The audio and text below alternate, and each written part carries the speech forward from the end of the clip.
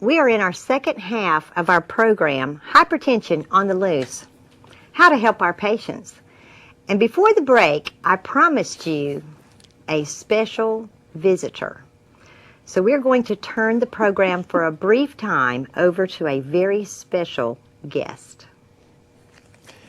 Good morning. I'm Dr. Jim McVay, Director of Health Promotion and Chronic Disease with the Alabama Department of Public Health.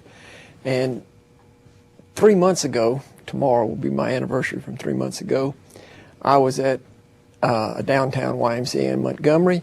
I just run a mile on the indoor track. I walked into a 30-minute exercise program I was going to lead.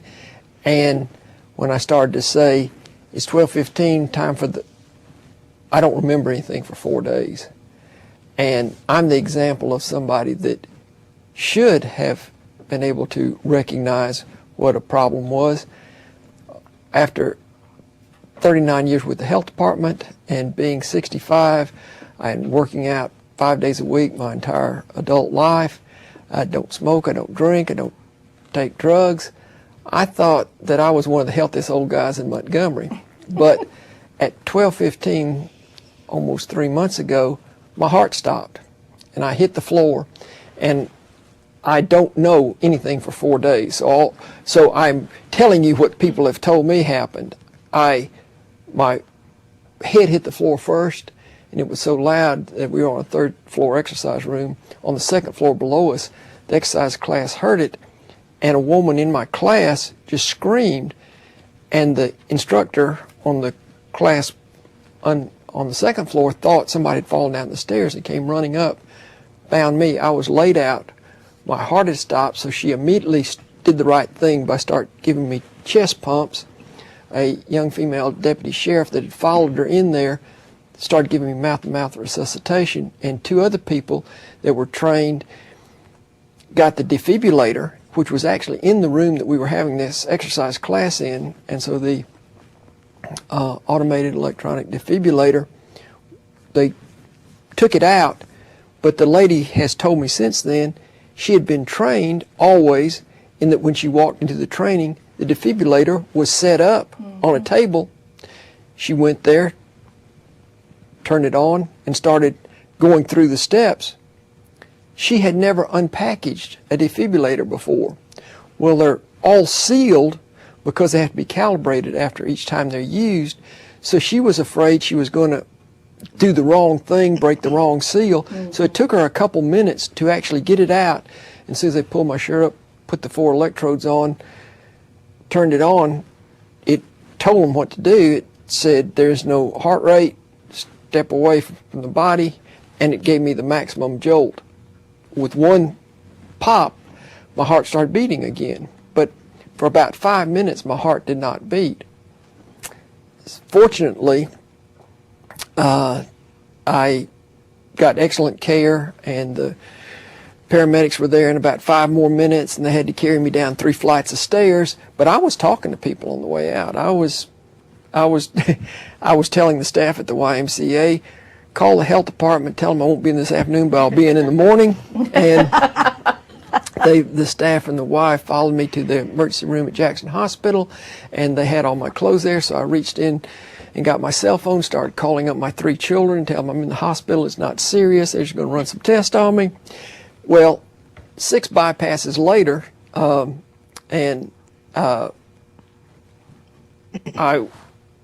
doing fine now is the answer. But the reason that I'm telling you this is you and your family members can think you're doing the right thing. You can have elderly people in your family and think that they're healthy. Every year I had my health screening. I've never been told I had high blood pressure. I've never been told I had elevated cholesterol, although my low-density cholesterol or bad cholesterol was 3 times as high as my high-density cholesterol or good cholesterol.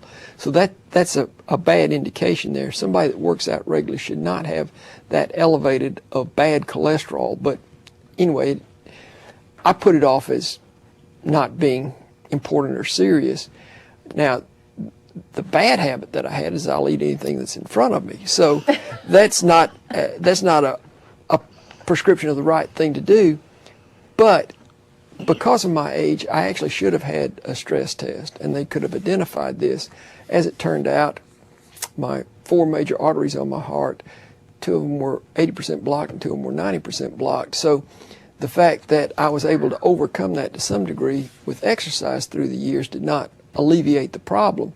So all the more reason for you and your family members and those that you work with to be aware of potential problems, even if there's no obvious symptoms. And in my case, I keep now getting people come up to me, what were the symptoms? You know, did you feel lightheaded?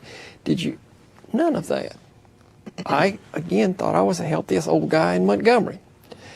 But you don't, appearances can sometimes be deceiving. So the point of me going through this with you is to tell you, one, we do have to take personal responsibility for ourselves and for our family members and friends. And we do have to try to encourage everyone to get the appropriate attention for any potential problem. And in this case, the good thing about this, and I'm very pleased to be talking to you, in my stage, I'm glad to be talking to anybody. But after 3 months, I'm physically pretty close back to where I was. It was very difficult the first few days out of the hospital. Just to walk was totally exhausting to me. And just to stand up and take a shower, I'd have to lay down afterwards. That's how little energy I had. But I knew that I could come back. So the fact that the doctor, when he released me after 6 days in the hospital, said, I want to see you in 2 weeks, we're going to take the stitches out, but I don't want you to come back in to see me till you walk a mile a day. So I'd made up my mind, I can walk, I can come back. So the first day out of the hospital, I told my family, I'm going to just walk down the sidewalk just a little bit and come back. Of course, my children, they were afraid I would wander off and not find my way back home. So every time I left the house, they would walk out with me. So then the next day I said, okay, I can walk to the end of the block. And the next day, okay, I can walk around the block, which was a half a mile. But I was just totally exhausted after that. But within a few more days, okay, I can walk around the block, and then I can rest up, and then in the afternoon walk around the block. So that got me up, to a mile a day. And then, okay, a few more days, I can walk a couple times around the block, and I'd just be real tired out. But okay, I can do that in the afternoon. So anyway, after 2 weeks out of the hospital, I had gone out, and I was going to see the doctor the next day. So I walked a mile in the morning, then a mile mid-morning, and then a mile in the afternoon. So when I went back in to see the surgeon, he said, have you walked a mile yet? I said, yes, yesterday I walked 3 miles. And he said, I've never had anybody that quickly do that, but that's great. He said, and just keep up the good work. And so anyway, I've just continued to push it like that. So it's an example of, one, if you know what you're supposed to do, go ahead and make a plan and follow that plan, and then also get appropriate medical supervision on that. So that's the story of someone that thought that they knew the right things, thought they were doing the right things, and still had a problem. So this is the example of, yes, we do need to increase our knowledge and also respond appropriately. So with that, that's my story, and I'm sticking to it. Thank you very much, Dr. McVay, for coming and sharing with us today. My pleasure. And I plan to make some very definite changes in our CPR training as well, so that we are looking at making sure people know about taking those pads out of the package. That's just one step we need to add. So we'll make sure we take care of that. But thanks for sharing. We appreciate it very much. My pleasure. And I know when this incident happened, we sent an email around our place of work here at the RSA Tower, instructing folks where the AED equipment is, because we have it on each floor.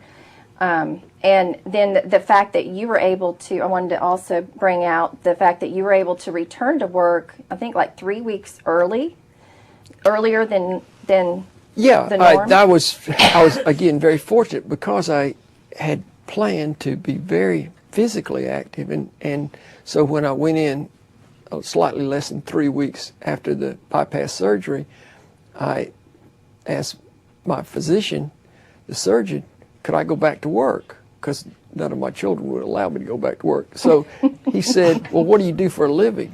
I said, well, not much. I work for the state health department, but actually all I do is talk to people, read emails, and send emails. He said, oh, if that's all you do, sure, go ahead.